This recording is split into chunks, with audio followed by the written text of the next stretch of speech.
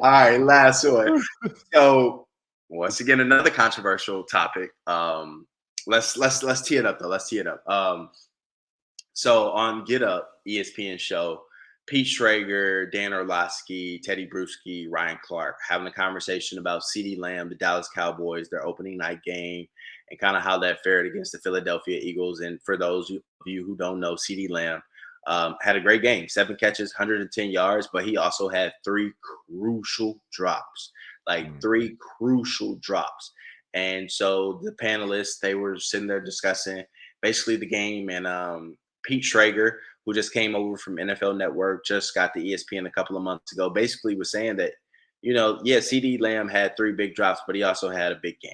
And, if it wasn't for those catches, those 7 catches, 110 yards, who knows if the Cowboys are even in the game. And the other, analysts were going on to say that, no, that's a bad game. And, basically it's a bad game. And, that's a moment that player will be thinking about. He won't be thinking about the 7 catches, 110 yards. And so the conversation got a little heated. And Ryan Clark, who's no stranger to saying what comes to his mind, had something to say to Pete Schrager about his take and his stance on that conversation and that debate. Let's take a listen and see what they had to say. AJ Brown has had a better day than CeeDee Lamb. But you know what you wake up saying though? AJ Brown's team is 1-0. Of course, right? Like that's what I get it. But the thing is this though, and we shouldn't do this on TV. And so I apologize if people think this is rude. That's the non-player. Oh, stop! CeeDee Lamb is. Let me tell you why. I'm not looking at fantasy football, Ryan. I'm not. Don't belittle me like that. I could come in and say, as 3 ex-players are saying one thing, and give an alternative perspective that maybe CeeDee Lamb did play well. And Peter, what I need for you to do is not get mad and let me finish for one. Okay, go on. It wasn't about you. It was going to be about me. All right, Cole, you heard it. You heard what Ryan Clark had to say. He told Pete that basically that's the non-athlete in you, the non-player in you. You haven't walked in our shoes. So how dare you speak on something that happened in between the white lines? I'm going to shut up and let you speak first. How dare you? Well, first of all, it is true. He hasn't walked in those shoes. I tend to agree with the former athletes that you don't really count that as a good game. I could see if all those things happened and you won the game still, you could say something along those lines. But when you lose the game and the 3 drops were in some of the most crucial moments, you never count that as a good game, bro. That's a bad game. You contributed to us losing this game. Right. So I understand that part of it. But Ryan Clark just belittling the man on national TV and he feeling the need to defend himself. It just has a bad look, and it's almost a pattern at this point. And he just has to go about it in a different type of way, man. I think. What you think? I think because yes, it's a pattern, like you said, because Ryan Clark has called out Robert Griffin III for his wife and, some things along those lines. He's called out other people and he's had to walk it back. And I saw something on Twitter the other day and I thought it was quite funny. And they're like, Ryan Clark, of course, issued an apology. We'll pop that up on the screen. It read, "Today I had an interaction with my colleague, Pete Schrager, both on and off the air that I regret. I have apologized to Peter and taken accountability with ESPN leadership.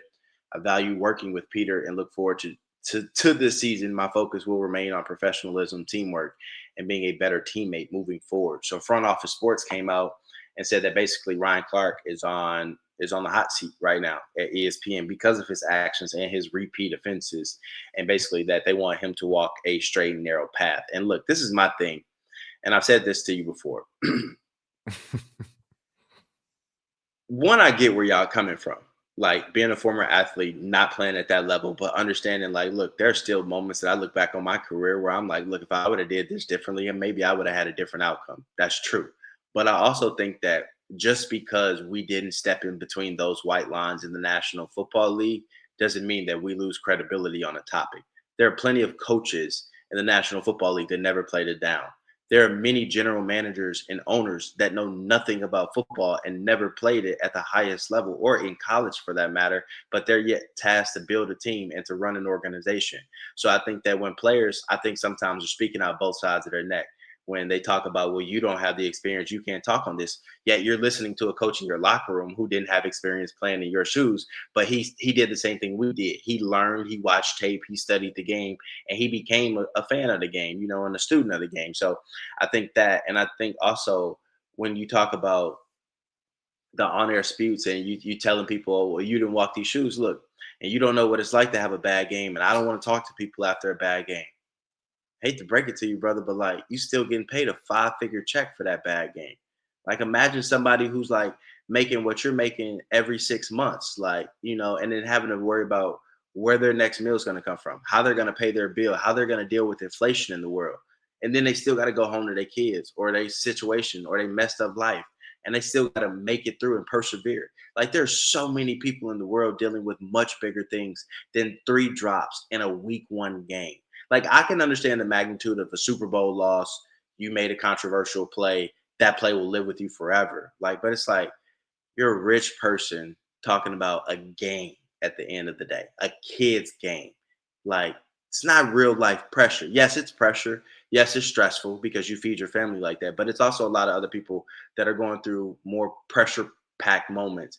And I think analysts, for that matter, not being rich all the time, kind of like the athletes we talk about or work alongside, we have struggles that we can go through, that Pete can go through, and we can learn to persevere through all that stuff. So that's my only take on that. Like when, those guys say you don't understand what it's like to be a player in that situation. Like, no, you're right. But you also don't understand what it may have been like, to be in a situation like, yeah, you may have been in it and got out of it. But it's like, there are people going through far worse in life. There's some drop passes and missed tackles. Yeah, man, I definitely agree with what you said, man. But I got to push back a little bit. I definitely got to push back a little bit. Go for it. I think that Ryan Clark is speaking from his own experience, and as we know, life is all about perspective. Mhm. He didn't start in CeeDee Lamb's position where Mhm. he's making this hundreds of millions of dollars. He started as an undrafted free agent. Yep. And if he had a bad game, he could be sent home. There would be no more feeding his family. So some of these not real life pressures that come from a child's game have huge implications that are directly tied to real life pressures. Right. So being sent home because you missed your assignment on defense is a real thing that can happen to you. And now you're struggling and you're back in that cycle of, maybe it's poverty or trying to figure out where your next check may come from, just like a lot of people in this world. So I believe that, Ryan Clark definitely makes his point and makes it from his own experience and where he's come from and how he's persevered through certain things. But he can definitely do it in a better way that respects his colleagues just a little more. And that's the middle ground of it all. And I'll push back on that just a little bit and say that like you're talking about him providing for his family while playing, he's doing the same thing now. Like you're making probably 7 figures working with ESPN. Like, granted, you got your own podcast, you got your own platform that you kind of established outside, which is what you should be doing when you Mhm. get to a platform like ESPN. But that's a 7-figure check you're getting from your family. Like, I don't know what the pension like that you got from the league, but it's like you're still in that situation. I feel like right now, like you're fighting to feed your family. Like, yes, like you miss a play on the field, you may not be employed. All right, cool. Now you still got to go find a job to feed your family. Welcome to what is called being a regular American in the world. Like, where we also have that same pressure where if you don't file your reports right, you can be audited and fired. If I mess up and I misspeak on television and I say something that's inaccurate, I can be fired. Like, I feel like it's all different pressures, but it's all the same at the end of the day. It's just different arenas that we're in. I feel like in different performances that we have to put on. But with that being said, I think you got to respect those that kind of paved the way. Because as Ryan Clark said, he used to go and do internships while playing, like to try and be a journalist. And I feel like when Ryan Clark started, it was much different. It was more X's and O's. It was just high energy, talking ball. Now it's like I'm trying to have the most viral phrases, the most clippable moments. And I think, sometimes people get lost in the sauce when they get to a place like that and become entertainers. And that's what they are paid to do. They are paid to entertain. And he is quite entertaining. And he's also very knowledgeable about ball. Just wish that he would stop throwing his teammates under the bus and us journalists, because we know ball too. We just didn't go lay our body on the line like y'all, but we still know ball. So, yeah, definitely, man. Yeah. And our resident journalist here thinks he can still go do it. So, No, I said in my prime. I'm not 33-year-old Ahmad, 22-year-old Ahmad could have went and got okay. Yeah, all right. 22. I got a helmet for you, Ahmad. You see that in the back? I got a helmet for you, G. What This you ain't gonna do? pros versus Joes, brother. Them days is over with. This ain't Yes, pros sir. versus Yes, Joes. I can sir. go do a route. We can go do a one-on-one. You could be the DB. Oh yeah, I'll strap you. That's easy. Cap.